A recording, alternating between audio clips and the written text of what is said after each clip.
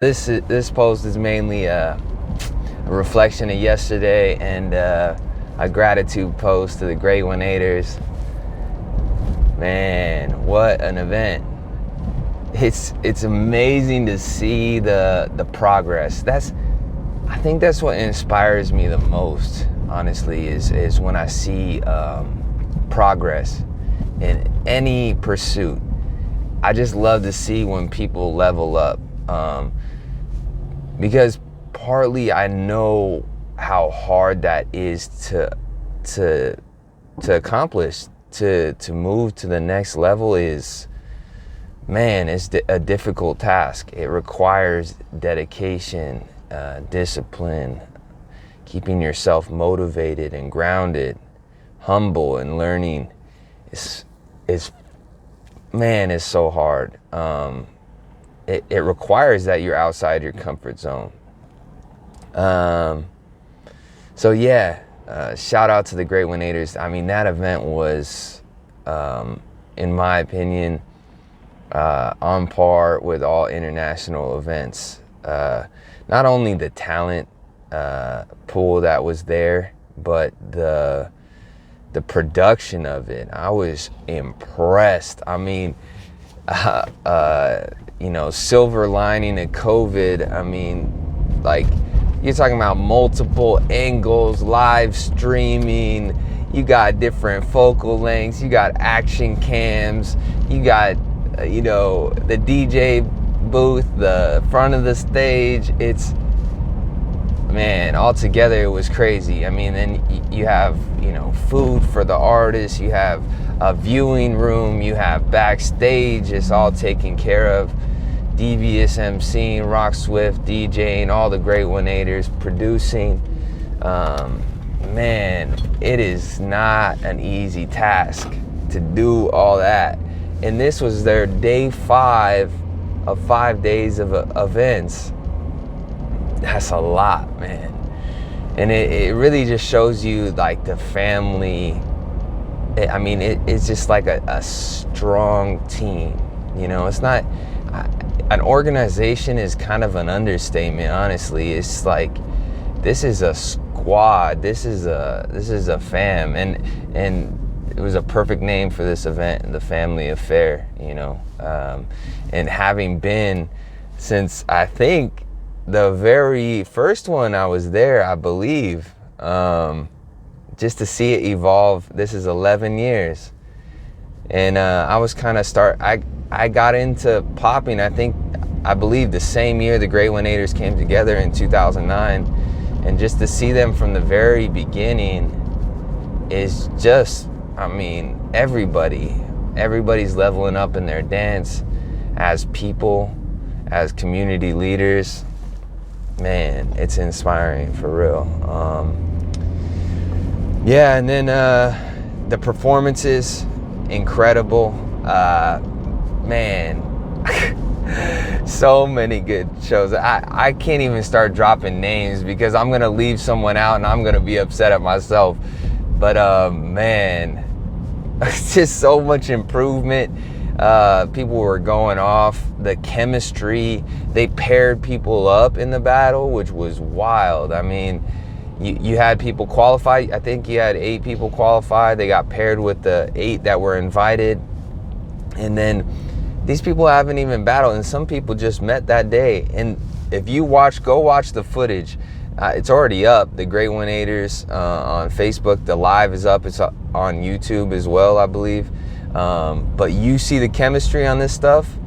Holy smokes! You would have thought that these people developed routines. I mean, it was incredible. And then I was able, Devious and the Gr818ers presented me an opportunity to perform, and that was, it's been a long time since I've been on stage, so I was sweating up into days prior. I got this whoop strap, and when I woke up that morning, I think my heart rate's around 55, resting heart rate. I literally was at I didn't drop below 80 yesterday. And then I was around 100 most leading up to the performance. Yeah, part of being nervous is just, your exposure to these things. And I've been inactive for a while as far as performing. As far as practice, this is one thing that I think is really important, is when it comes to practice, you have to practice in the field. I mean, I practice daily, I practice a lot, but to get things to cross over into, whether it's battles or whether it's showcases, you need to do that activity. You need to be exposed in those elements. Unless you're really good at visualizing, and visualizing can help, right? But I think you have to have some exposure to imagine that experience in a deeper way. So you have to get out there and get that experience in, so then you can practice your visualizations, because you have that experience you can tap into. I think for me too, it was like I was doing this poem that I had been working on, and I went back and forth, and I'm just gonna talk a little bit about like the process, but so much goes into these things, like as far as my experience and just like my perspective on what's happening right now, and going back and forth when you're writing these poems and preparing performances and stuff. It's very difficult to not self-doubt is a huge part of it. You're writing lines, you're crossing them out, you're erasing them, especially when this is like one of the first times. This is my second time doing poetry. The first time was at a VersaStyle event. Shout out to VersaStyle, in full force yesterday. Incredible. But they gave me the opportunity to do that. They gave me a 5-minute slot at their show, and that was amazing. It's my first time doing it. This is my second time doing it, but I tried to go a little deeper, and there was so much that was like, 7-minute poem, that's way too long. I gotta cut it down. Attention spans are short. We gotta keep this under a minute. That minute of TikTok, man, it's like, if I speak too long, they're not gonna hear me, And that's ultimately the goal, is just to share my experience so I can build relationships with people,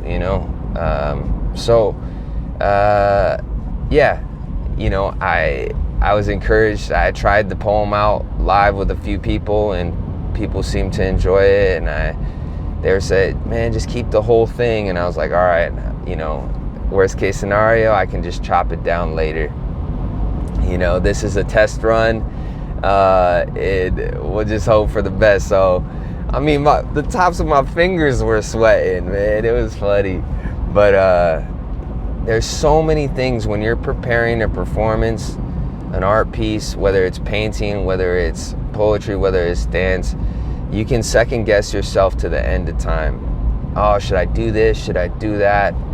And ultimately, there's no perfect way, There's no perfect way to go about it. Sometimes it's best to follow your intuition. Like the first time I recorded the track was one of my best times. But then I ended up spending a whole day trying to record it better, and didn't, So it became more performative. It just didn't feel as natural. All these things. So if you're out there and you do these things, realize you're not alone. And I think I think it's really important to feel like you really put your all into it. And sometimes for me, that's like spending a lot of hours fiddling with things and really not coming together much better. But it does calm my heart in the sense that, okay, I really did try every angle at this, and this is what I'm gonna go with. I know it's not perfect. It's not exactly what I want it to be, and we're gonna do it, and sometimes you realize that's just yourself getting in the way. And you know, performances, showcases, especially solos, is like, is it about yourself? Yes, but also like what calms my nerves, and this is like a meta self or whatever, is like a secondary about yourself, but this ability to inspire maybe one person in the audience, like just one.